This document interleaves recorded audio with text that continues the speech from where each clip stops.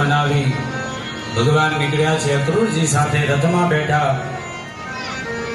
બધા સખાઓ બેઠા છે, નંદ બાબા બેઠા, રથમાં બેસી ભગવાન મથુરાના દ્વારે પ્રયાણ કરે છે.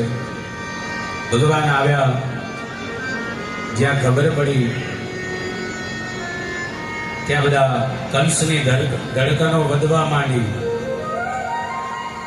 કે અત્યાર સુધી તો સાંભળ્યું હતું કે ગોકુળ અને વૃંદાવનમાંથી દૈત્યો મોકલેલા પાછા નથી આવતા. હવે આજે વિચાર કરે છે કે સાક્ષાત કૃષ્ણ અને બલરામ અહીંયા આવેલ છે અને ભગવાનની મથુરાની અંદર પધરામણી થઈ. આખું નગરને ખબર પડી કે ભગવાન આજે મથુરામાં પધારી રહ્યા છે. તો મથુરા બહુ મોટી નગરી છે અને એમના પિતા જ વસુદેવ, જેને બધા લોકો ખૂબ સારી રીતના જાણે છે, તો બધાએ સ્વાગત કર્યું ભગવાન કૃષ્ણનું. જેણે પોતાની શક્તિ હતી એમ પ્રમાણે બધા વેપારીઓએ, અરે જે ચંદન લગાવતા હતા એ પણ ચંદનની સેવા કરવા ભગવાનને આવ્યા છે કે પ્રભુ આજે અમારા સદભાગ્ય કે આપ અમારા ઉપર કૃપા કરવા પધારી રહ્યા છો. કારણ કે ભગવાન કૃષ્ણ અને બલરામનું 11 વર્ષમાં ખૂબ નામ થઈ ગયું હતું. કારણ કે બધી લીલાઓ કરી, પૂતનાને મારી, બધા રાક્ષસોને અગાસુર, બકાસુર, આ બધાનું નામ સાંભળી ભગવાન કૃષ્ણના દર્શન કરવા માટે આજુ મથુરા નગરી ચારે બાજુથી ભરચક છે. કંસના મહેલ પાસે આવ્યા છે અને કંસના મહેલ પાસે આવી બગીચામાં ઉતર્યા છે. જોવે છે તો કંસને વરદાનમાં ભગવાન પરશુરામનું બાણ આપેલું હતું. આ બાણ મૂક્યું હતું. ભગવાન કૃષ્ણ વિચાર કરે કે આને ઉંચકી જો, તો આજુબાજુમાં જે સુરક્ષા કરવા વાળા હતા એ બધા કે તું હજુ બાળક છું, આગો રે.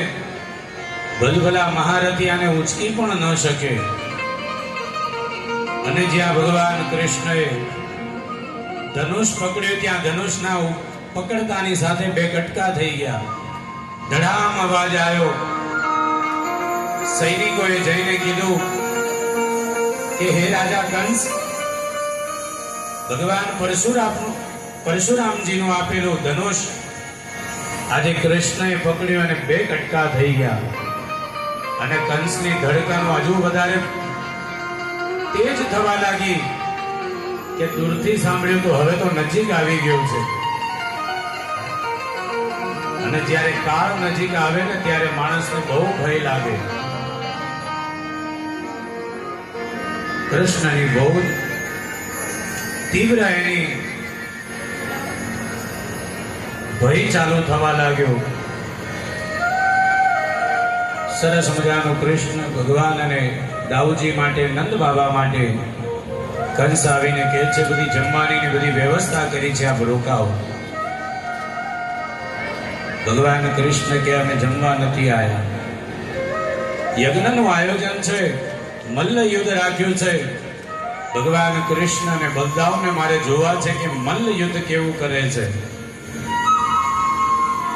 ત્યારે મલ્લ યુદ્ધમાં અનેક કેસી જેવા દૈત્યોને મલ્લ યુદ્ધમાં ઉતારવામાં આવ્યા. ભગવાને એક જ મુષ્ટિકામાં કેસીનો નાશ કર્યો.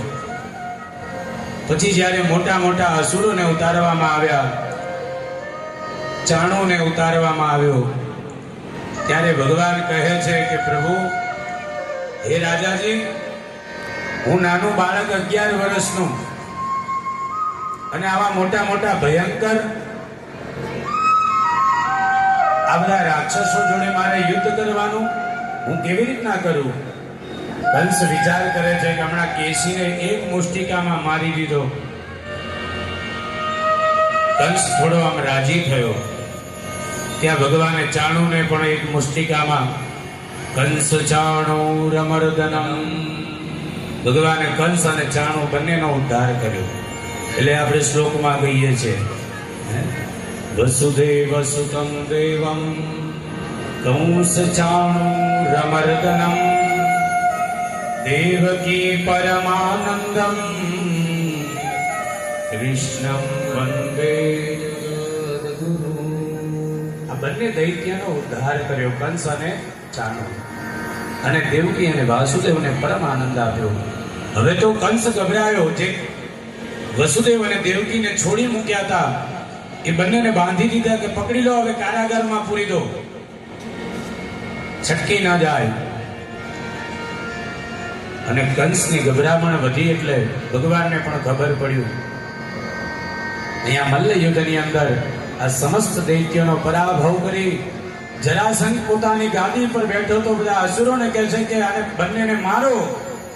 અને ભગવાન કૃષ્ણ જ્યાં ઊભા થઈ અને મલ્લ યુદ્ધ ઉપર જ્યાં કંસ પોતાની ગાદી પર બેઠો તો ભગવાન કૂદકો મારીને એની ગાદી પર બેસી અને આ કંસના છાતી પર એક જ મુષ્ટિકા મારી અને ભગવાને કંસનો ઉદ્ધાર કર્યો.